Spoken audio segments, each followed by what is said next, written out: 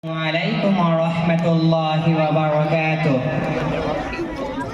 نحمده ونصلي على رسوله الكريم أما بعد فأعوذ بالله من الشيطان الرجيم بسم الله الرحمن الرحيم. وعلم آدم الأسماء كلها ثم عرضهم على الملائكة فقال أنبئوني بأسماء هؤلاء إن كنتم صادقين. হামদ সানার পরে মজলিসে উপস্থিত সমস্ত দিনদর্দি ভাই ও পর্দার অন্তরালে মা ও বোনেদের আমার আন্তরিক সালাম ও শুভেচ্ছা জানাই। তারপরে আমার সম্মানীয় শিক্ষক মহাশয়গণ ও নিঃস্বার্থক দিনিয়াত মুনাজ্জাম মক্তবের কমিটি বৃন্দকে অভিনন্দন জানাই। আজকে এই মজলিসে আমার বক্তব্যের বিষয় হলো ভাষা। ভাষা মনের ভাব প্রকাশের মাধ্যমকে বলা হয়। ছোট বড় প্রতিটি প্রাণীরই নিজস্ব ভাষা আছে। স্বয়ং আল্লাহ তাআলা প্রতিটি প্রাণীকে ভাষা শিক্ষা দিয়েছেন। কীট পতঙ্গ পশু পাখি নিজেদের ভাষা হয়তো বোঝে, কিংবা সারা বিশ্বে একই প্রজাতির পশু পাখির ভাষা হয়তো একই রকম নাকি ভিন্ন রকম, তা আমরা কিছুই বুঝি না। কিন্তু আশরাফুল মাখলুক মানুষ, সারা বিশ্বে মানুষের হরেক রকম ভাষা, ভিন্ন ভিন্ন এলাকায় ভিন্ন ভিন্ন জনগোষ্ঠীর ভিন্ন ভিন্ন ভাষা। আবার সময়ের পরিবর্তনেও ভাষায় পরিবর্তন হয়। সম্মানীয় শুধু কিছু কাজ মানুষ স্বভাবতভাবে শিখে যায়, সেগুলো তাকে শেখাতে হয় না। যেমন পানাহার, নিদ্রা, জাগ্রত হওয়া, হাসি, কান্না ইত্যাদি।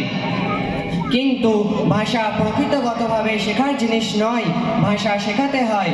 আল্লাহ তাআলা প্রথম মানুষ হযরত আদম আলাইহিস সালামকে ভাষার প্রশিক্ষণ নিজেই দিয়েছিলেন এবং ফেরেশতাদের সামনে ভাষার পরীক্ষাও নিয়েছিলেন। তখন আল্লাহ তাআলা আদম আলাইহিস সালামকে বললেন, তুমি ওদেরকে এই জিনিসগুলোর নাম বলে দাও।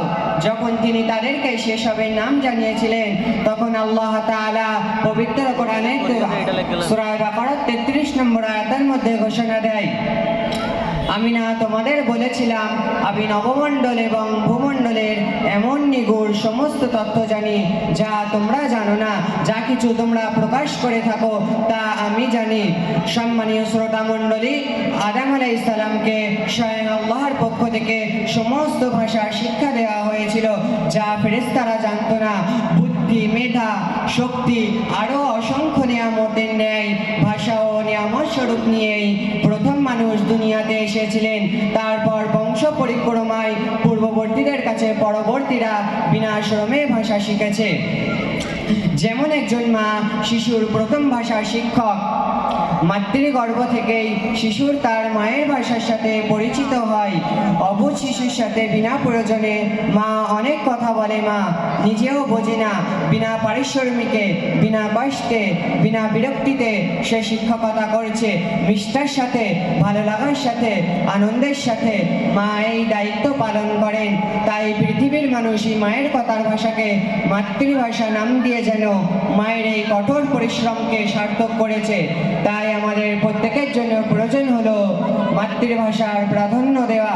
সম্মানীয় উপস্থিতি, মহানবী হযরত মুহাম্মদ রাসূলুল্লাহ সাল্লাল্লাহু আলাইহি ওয়াসাল্লাম তার মাতৃভাষা আরবিকে খুব ভালোবাসতেন এবং এই ভাষার চর্চার জন্য বিশেষভাবে উৎসাহ দিয়েছেন।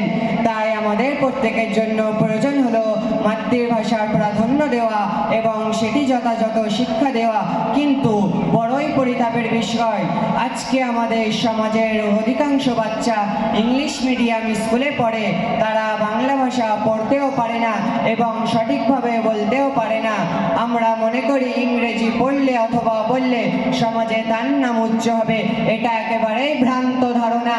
আমরা যে সমাজে বাস করি এখানে 99% মানুষ মাতৃভাষায় কথা বলে। এখন যদি এর মাঝে আমি অথবা আপনি ইংরেজি ভাষায় কথা বলি তবে মানুষ কিছুই বুঝবে না। সুতরাং বুদ্ধিমান হলো সেই যে নিজের ভাব এমনভাবে প্রকাশ করে সেটা সামনের শ্রোতারা যেন বুঝতে পারে, আর সেটা হলো প্রত্যেক এলাকায় তার মাতৃভাষায় কথা বলা। সম্মানীয় শ্রোতা মণ্ডলী, এই ভাষার মধ্যে আরবি এমন একটি ভাষা যেটা বর্তমানে দ্বিতীয় ইন্টারন্যাশনাল ভাষা, কোরআনের ভাষা, হাদিসের ভাষা, সাহাবাদের ভাষা এবং রসুলের পছন্দনীয় ভাষা। কিন্তু আমরা এই ভাষা শিক্ষার বিষয় একেবারেই অসচেতন।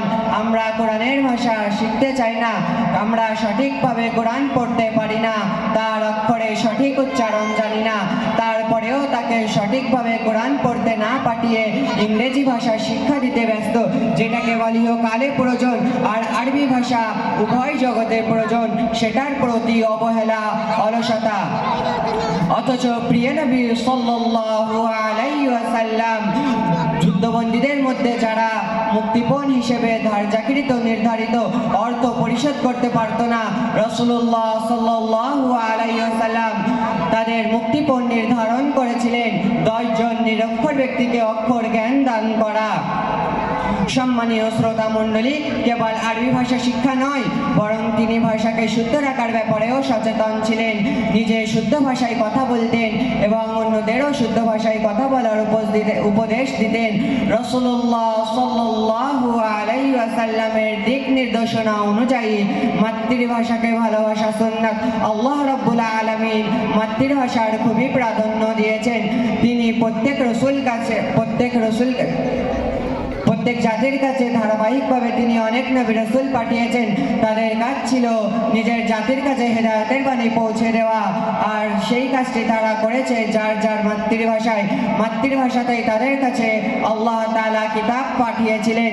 শেষ নবী হযরত মুহাম্মদ রাসূলুল্লাহ সাল্লাল্লাহু আলাইহি ওয়াসাল্লাম, তার মাতৃভাষা আরবি, তাই আরবিতেই তার কাছে কিতাব নাজিল হয় যাতে তিনি সুন্দর ও ভালোভাবে জনগণের কাছে দ্বীনের দাওয়াত পৌঁছাতে পারেন।